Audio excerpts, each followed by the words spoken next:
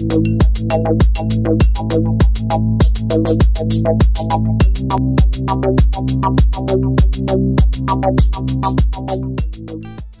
episode, we discussed how horror films and many games force us to confront the abject in the form of monstrous mothers. It is then the game's, and by proxy our job, to return this breakdown of meaning to order, usually by shooting the monster in the face.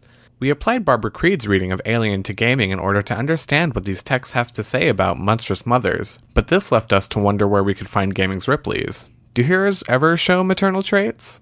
What makes Alien unique is that it counteracts its monstrous mother with another woman as its hero, its return to paternal law in symbolic order. There's a reason we see Ripley in her underwear. She's the reassuring image of a desirable woman to counteract all the horrifying images of mothers we've been subjected to throughout the film. But Aliens, and to a lesser extent Alien, also assigns its female protagonist maternal signifiers to counteract the terror of the archaic mother and justify her violence. In Newton-Jones, Ripley has what Creed calls a reassuring fetish object that reminds the audience what proper motherhood and femininity look like, and thus makes her own violence acceptable. The idea is that her entry into a male space of action is more palatable when she's using the flamethrower to protect her surrogate daughter, rather than just because she's understandably angry. The acceptable, reassuring mother versus the monstrous mother is a well-worn conflict in film. It's probably the reason why Final Fantasy Supermom Tifa Lockhart is the only female character to fight Monster Mom's progeny in the animated film, and it's certainly why Silent Hill's Harry Mason became Rose da Silva in the game's film adaptation. But games are fundamentally different than films. We are given a part to play in the drama. Surprisingly, for Aliens being so influential to the gaming aesthetic, there are comparatively few Ripleys running around. We've discussed in previous videos how Parasite Eve's Aya Brea follows Ripley's arc in Aliens to the series' detriment, but even then, we see little of her relationship with her surrogate daughter when we play. This is reserved for cutscenes at the end of the second and third games. We see the greatest parallel in only one of the two gendered tracks in Mass Effect III, and both the male and female versions of the game each act is bookended by the appearance of a little boy Shepard failed to save in the game's opening moments. Playing the game as a female Commander Shepard adds an interesting and perhaps troubling dimension. While one could play the game as a male Commander Shepard without batting an eye, changing Shepard's gender recalls a history of motherhood in horror and science fiction. Suddenly, the image of this child and Shepard's drive to reach him takes on a maternal shade, which colors her presence in the space. It is no longer just a pronoun switch, but another example in a long line of female action heroes whose capacity for motherhood justifies their transgressive violence. We see shades of Ripley in other games too, but rarely to such pointed dramatic effect.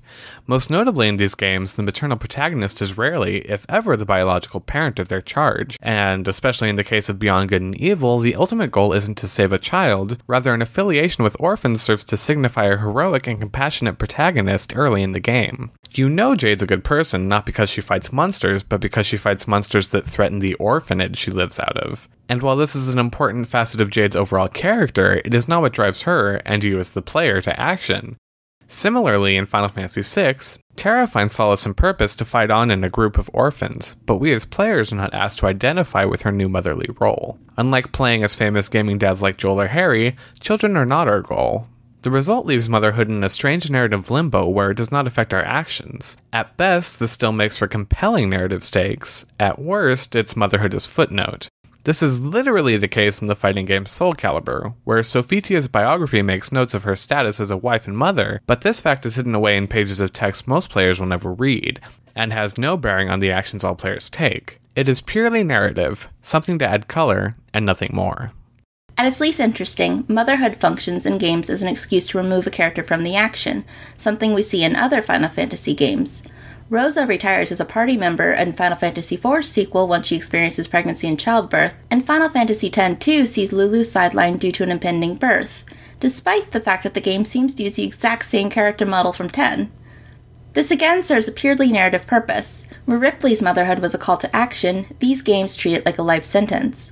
We as players are rarely motivated by the implications of motherhood, at least so far as we are expected to be motivated by the paternal instinct to protect in games like Bioshock 2, The Walking Dead, and The Last of Us.